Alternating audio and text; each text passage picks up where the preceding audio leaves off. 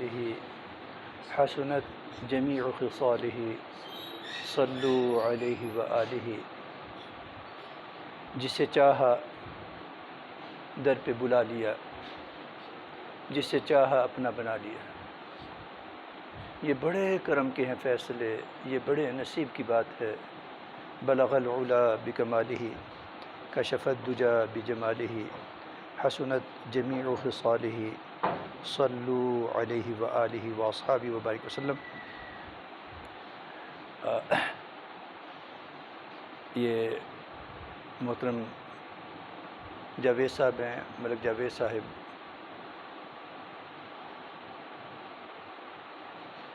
جو میرے دل کی جانب تشریف فرما ہے، اور ان کے کزن ساتھ جاوید صاحب جو ہے نا وہ گزشتہ دنوں جب مدینہ الکریم میں تھے تو ان کی بڑی سنگت حاصل رہی،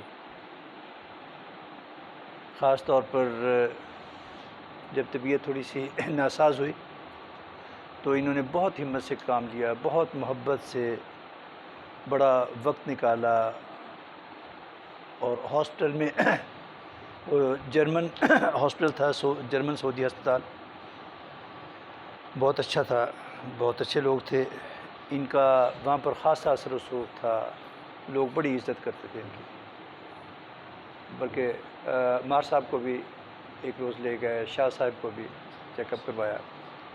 تو آج انہوں نے سرپرائز دیا ہے، اچانک ہی بتایا کہ جی یہ ادھر تشریف لا رہے ہیں۔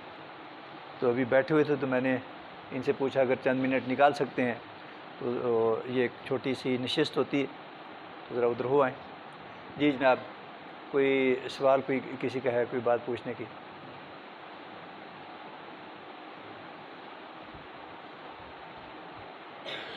ہاں جی، ہیں بغیر سوال کے؟ ہاں جی،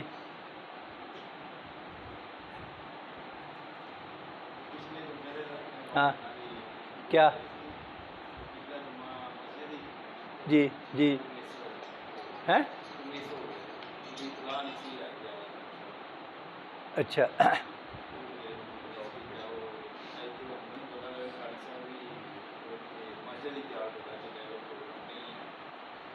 ہاں بہت، میں ویسے مجھے پتہ چل گیا تھا جب میں گھر سے نکل رہا تھا نا، تو آپ صاحب نے بتایا تھا، جب میں مسجد میں گیا ہوں تو آپ نے دیکھا ہوگا کہ چھوٹے بچے کافی سارے آئے ہوئے، آپ چاہیں تو اس کا دائرہ کار پھیلا لیں۔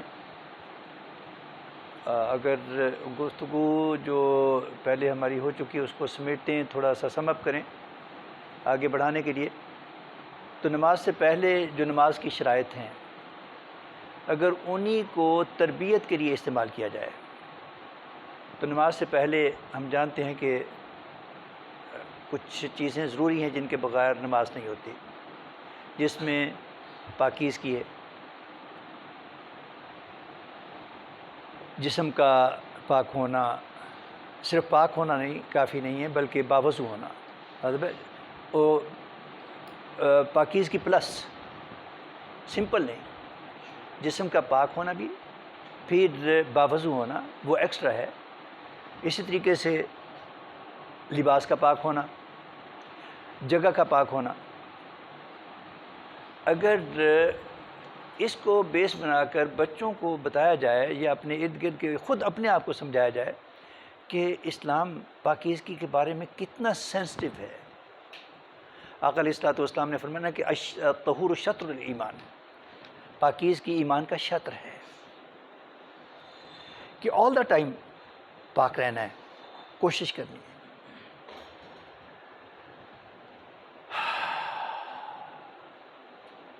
تصوف کے حوالے سے بزرگ جب اپنے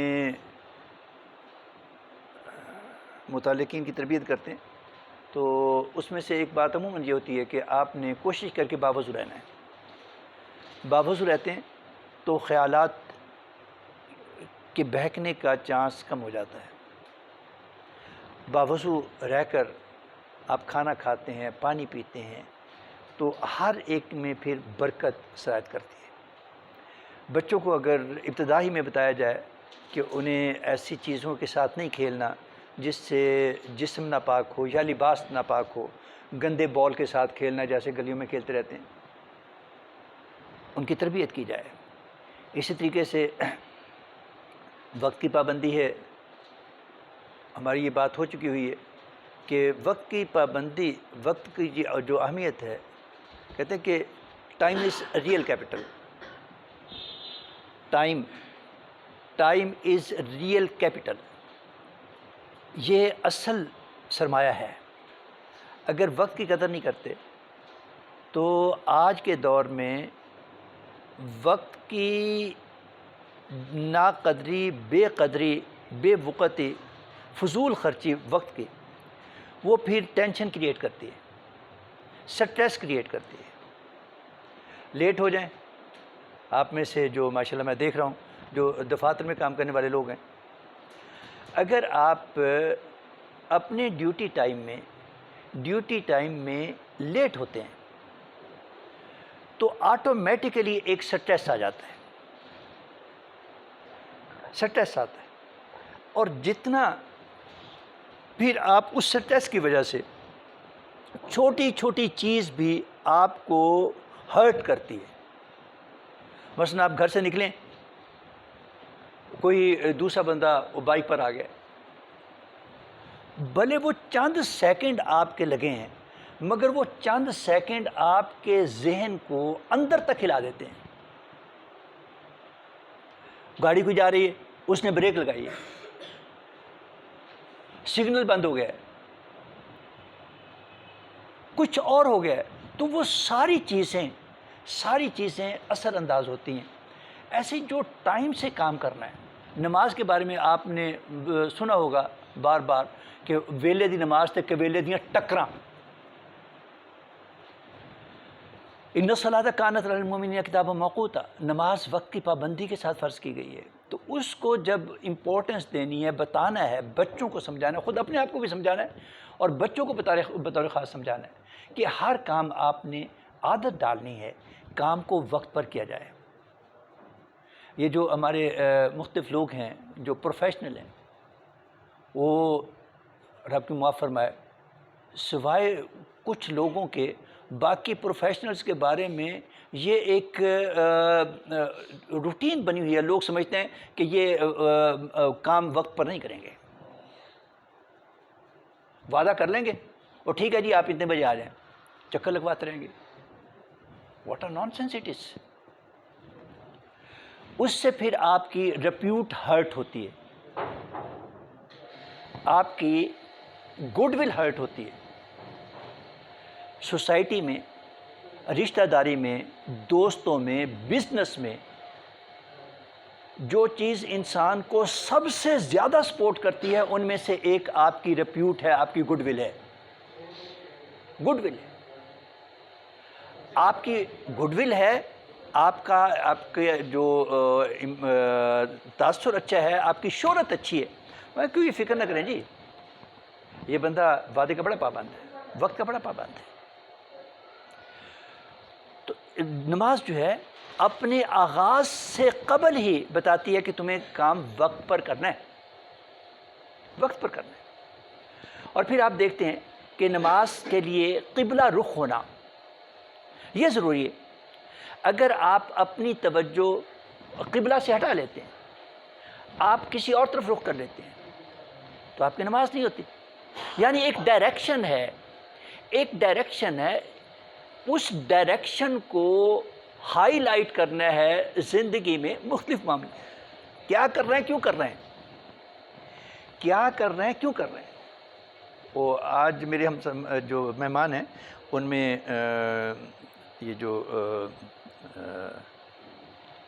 یہ کیا ہے سسٹم، اس سے تعلق رکھنے والے ایک آفیسر بھی ہیں، میرے ایک بڑے اچھے بہت ہی پیارے، آپ میں سے کچھ لوگ ملے بھی ہوں گے، شاہ صاحب، اور نعیم رضا صاحب، شاہ صاحب، بڑی زبردست شخصیت۔ وہ کہتے ہیں کہ جب مجھے زندگی میں پہلی تنخواہ ملی، تو میں نے پہلی تنخواہ میں گھر آیا بڑا خوش، دوستوں کے ساتھ نکلا، وہ کھا پی کے اڑا دی۔ دوسرا یا تیسرا دن تھا، پوری تنخواہ میری خرچ ہو گئی، پوری تنخواہ خرچ ہو گئی۔